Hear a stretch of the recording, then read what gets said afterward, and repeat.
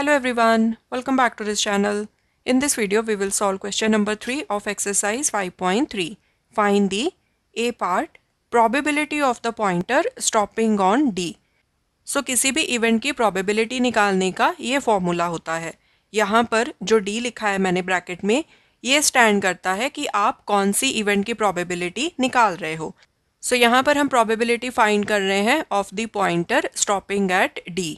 सो इसीलिए मैंने यहाँ ब्रैकेट में D लिख दिया, ठीक है. So probability of an event is equal to number of favourable observations upon number of total observations.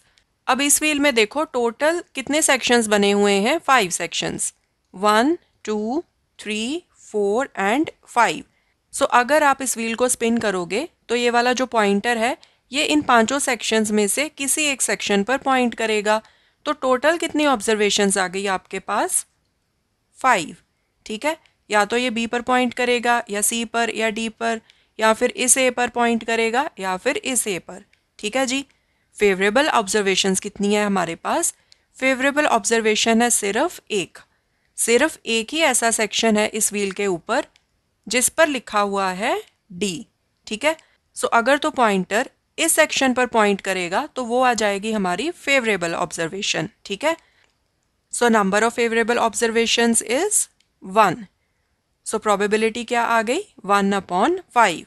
सिर्फ एक ही यहाँ पर favorable observation है out of total 5 observations. Okay, अगर let's suppose उन्होंने यहाँ पर D के बजाय A की probability पूछी होती, probability of the pointer stopping on A, तो हमारी favorable observations कितनी होती, 2.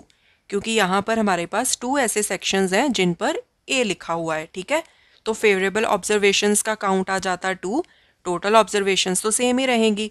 ठीक है, क्योंकि व्हील को तो टोटल 5 ही सेक्शंस में डिवाइड किया हुआ है, राइट. एंड आपका जो पॉइंटर है वो किसी भी एक सेक्शन पर पॉइंट कर सकता है. So probability of pointer stopping on A वो आ जाती 2/5. बी पार्ट है probability of getting an ace from a well shuffled deck of 52 playing cards. So playing cards पता ही है आपको, टोटल कितने कार्ड्स होते हैं, 52. सो यहाँ पर आपने प्रोबेबिलिटी फाइंड करनी है of getting an S. S मतलब जिस कार्ड पर ए लिखा होता है. ठीक है, ऐसे एक पत्ता बना होता है बड़ा सा, वो वाला होता है एस का कार्ड. सो क्या प्रोबेबिलिटी है कि जब आप 52 प्लेइंग कार्ड्स में से एक पत्ता खींचोगे तो वो एस का निकले. सो हम फाइंड कर लेते हैं probability of getting an S is equal to, formula क्या होता है, यही वाला जो हमने यहाँ पर लिखा है, number of favourable observations upon total number of observations. अब यहाँ पर देखो, यहाँ पर हमारे पास टोटल हैं 52 कार्ड्स. तो इन 52 कार्ड्स में से आप रैंडमली कोई सा भी पत्ता खींच सकते हो.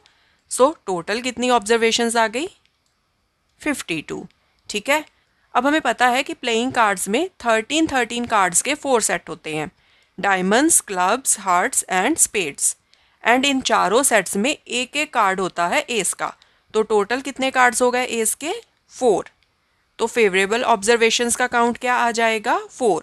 सो 52 कार्ड्स में से जब आप एक कार्ड को खींचोगे तो आपके पास 4 चांसेस रहेंगे कि वो कार्ड होगा एस का. Probability is equal to 4/52. अब इसको आप फर्दर सिंप्लीफाई कर सकते हो, right. 4 1s are 4, 13 4s are 52. So probability आ गई 1/13. ओके, नेक्स्ट है probability of getting a red apple. अब यहाँ पर उन्होंने 2 टाइप के एप्पल्स दिए हुए हैं हमें यहाँ पर, ग्रीन कलर के एंड रेड कलर के. Green red red red green red green. So probability of red apple is equal to, पहले तो देख लेते हैं कि टोटल हमारे पास कितनी ऑब्जर्वेशंस आ सकती हैं. मतलब कि यहाँ पर टोटल कितने एप्पल्स हैं जिसमें से हमने एक एप्पल को पिक करना है. टोटल यहाँ पर एप्पल्स हैं 1 2 3 4 5 6 7. सो ये तो आ गई टोटल ऑब्जर्वेशंस. अब हम फेवरेबल आउटकम्स चेक करते हैं. सो फेवरेबल आउटकम्स वो आउटकम्स आएंगे जिसमें हम रेड एप्पल को पिक करेंगे. सो उसके लिए आप रेड एप्पल्स को काउंट कर लो, 1 2 3 एंड 4. तो 4 ऐसी ऑब्जर्वेशंस हैं जिसमें कि आप एक रेड एप्पल को पिक करोगे. ठीक है, so answer is 4/7. So this was question number 3. In the coming videos, we will solve more questions. Thanks for watching. Take care.